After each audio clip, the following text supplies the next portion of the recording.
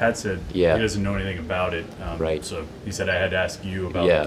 the dog soldier Yeah. of the day. Is that just something defensive coaches came up with, a player of the day, or what's behind it? Yeah, we've been trying to. We've got what we call cats, which are crimes against the team, and then we've also got dogs, and those are the guys that are making the big time plays. So we took that a step further. We gave them a little bit of a history lesson about the Cheyenne Indian dog soldier, which was a soldier in the Cheyenne Indian who would stick their stake in the ground and would not leave. So part of the hashtag that we've been using is no surrender, no retreat, and really just trying to emphasize to our guys just the importance of finishing, making plays.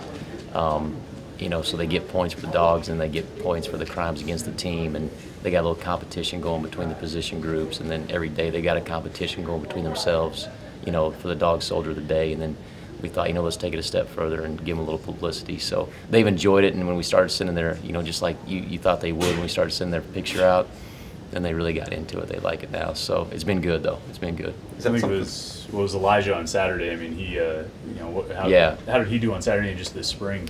He's had a really good spring. It was unfortunate the injury that he had, last fall in that first game, because I thought his progress was going to be really remarkable. And when he came in, this spring, he kind of picked up where he left off. And he's bigger, he's stronger, he's more explosive.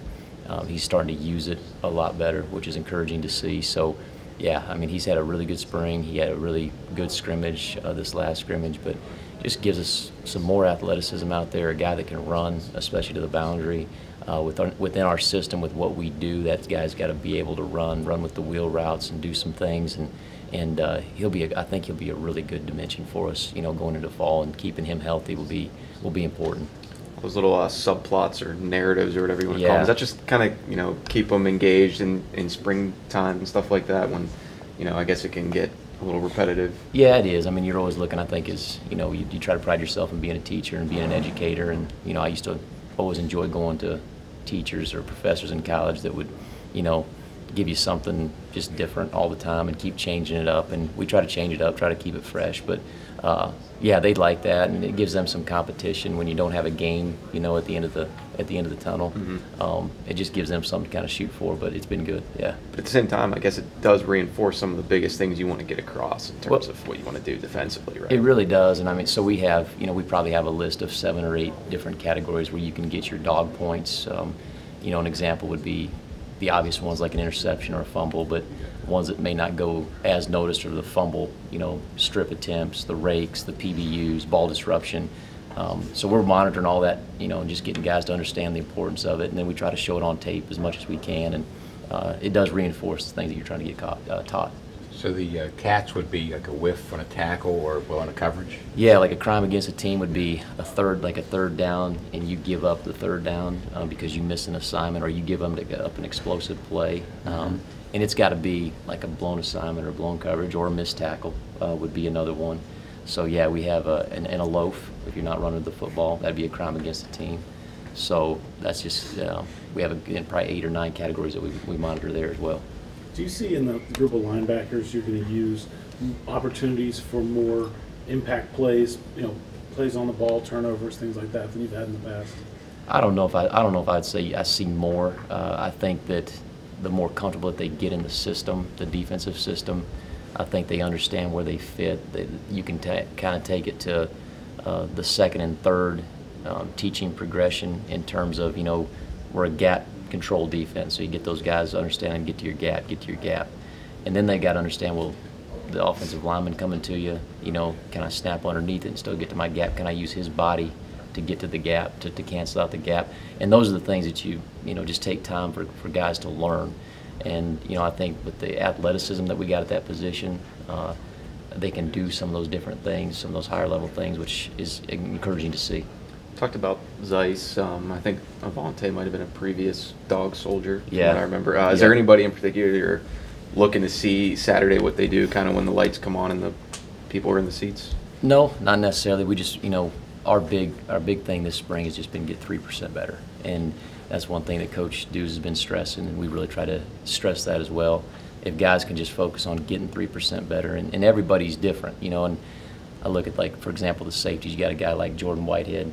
who is kind of at the further end of his career. He's been here, you know, a couple springs. He's gone through the install. Finding his 3% is a lot different than a guy like Bryson Gardner finding his 3%.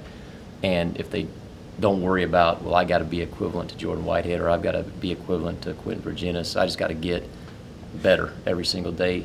Pretty soon your whole football team is going in that direction. Your defense is going in that direction, and you know it pays off as far as building depth. And then you get guys overtaking some guys at certain spots. Would Elijah be competing with Sean at that money spot? No, well, he's with Brightwell, Salim Brightwell. Those are the two guys that are going to compete. Yeah. But you're training Elijah both places, right? We are. We'll use them both at the Star and the Money. Yeah. Right now, we've you know, it's been Sean and McKee at the Star linebacker. We've been using Brightwell and Elijah at the Money, and we felt like Elijah's got a pretty good feel for the Star linebacker right now, and we played it last year because he played it last year. So we wanted to try him into the boundary just to get as much athleticism out there as we can. So when it comes down to picking the 3 best guys, yeah, he's not necessarily bound by one spot. He could potentially be either one. That's exactly right. That's exactly right. We've done the same thing. We've done the same thing at safety. We felt like, you know, Jordan Whitehead had a lot of reps at boundary safety. He does fit that position really well because he can erase a lot of things and he doesn't have a lot of coverage responsibility. And we felt like, you know, if we can get him to the field this spring, let him take as many reps there as he can. Once we kind of figure out our best 4 safeties, our best 3 safeties, our best 2 safeties, then we can kind of manipulate, you know, where we put each guy. So if we need to move him back to boundary, we can do that. And we've done that with Stocker and a little bit. And some of the younger guys, you don't want to mess with their mind because it is a little bit different. But some of those older guys, you can do that with. Has Whitehead done well in that spot? Does he fit into it? Yeah, he fits really well. He fits really well. He's actually turned himself into a pretty good coverage guy, which I think will benefit himself, you know, moving forward when he's done at Pitt. And that was one thing we talked about. And, you know, I think he's really accepted it. The one thing, he doesn't have a lot of competition, in all honesty.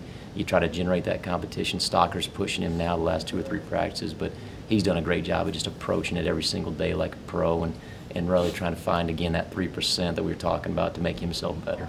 Is that field safety position particularly one where like decisions are important and it's maybe there's an advantage to having experience there? You had 2 seniors there last year. Yeah, I think when we went back and looked at the cut-ups and when you look at, you know, the guy that played there last year, it's almost like your 3rd corner position. It's a guy that has to be able to play off coverage because there's so much pressure on that guy. When we went back and you looked at the cut-ups, you know, maybe not as explosive as we needed to be at times at that position. So you're trying to find a guy that's really twitched up, has got a lot of explosive power out of the top, but also has got to be able to cover a number 2. So he's got to have a really dynamic skill set. And a lot of times it's your 3rd best corner, or the guy that you feel like is the next best off coverage guy. And when we brought Jordan in, when we brought Jordan in, you know, he was a corner. And we felt like that would fit well, and we felt like he could tackle the bubbles and do those things. So that's why we made that move. And then, you know, we've had some other younger guys develop as well. And, you know, you look at the freshmen, you don't ever bank on a freshman coming in, but a guy like Paris Ford could probably play both of them based on his coverage skill set. So that was the thought process behind it.